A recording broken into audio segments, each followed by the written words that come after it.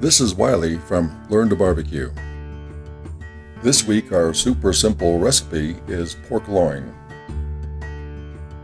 The loin is the area between the shoulder and back legs and is the leanest, most tender part of the animal. This part of the pig is very lean. It does not require long cooking times. Actually, it is the one part that is subject to becoming dry if overcooked. So let's get into this cook. First, you need about a 6 to 8 pound pork loin. This one we have here is just under 8 pounds. Now the hardest part of the recipe. How do you get this thing out of the packaging without stabbing myself? Okay, it looks like we're in. Now I can get rid of the packaging and start preparing the pork loin so we can apply the rub. So we can keep this simple, I will be using my favorite commercial rub for pork. Killer Hogs, the BBQ Rub.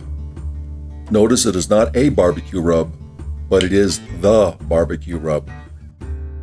The rub was created by Malcolm Reed, one of the true barbecue gurus. To learn more about Malcolm, there is a link in the description below the video. Now you need to apply a lot of rub, and you need to make sure it's put on both sides. This is not a place where you want to skimp. You now need to preheat the smoker or a grill setup for indirect cooking to 250 degrees Fahrenheit. You put the pork loin on the grill, making sure you properly center it so it can cook evenly. After the first hour, start checking the internal temperature. This is where a good quality instant thermometer comes in handy.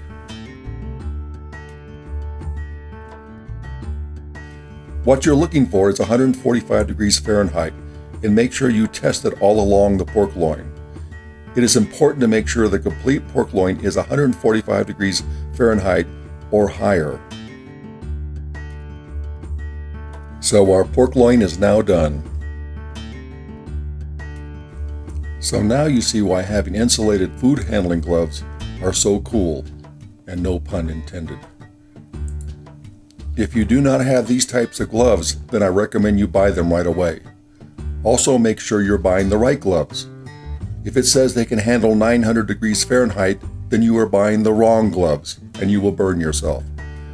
Check out the link in the description below the video to find out what gloves you need. So the pork loin is done, and now it's time to slice it. First thing, it is more than my family of four can eat. So I'm going to take half and put it away so I can make carnitas later. Carnitas is going to be featured in a future video, so good reason to subscribe now. When cutting, take your time. Let the knife do all the work. I also like to make my slices a little under 1 inch thick. If you did overcook the pork loin, then make the slices thinner. I then like to lay the slices on a serving plate and make sure you serve right away.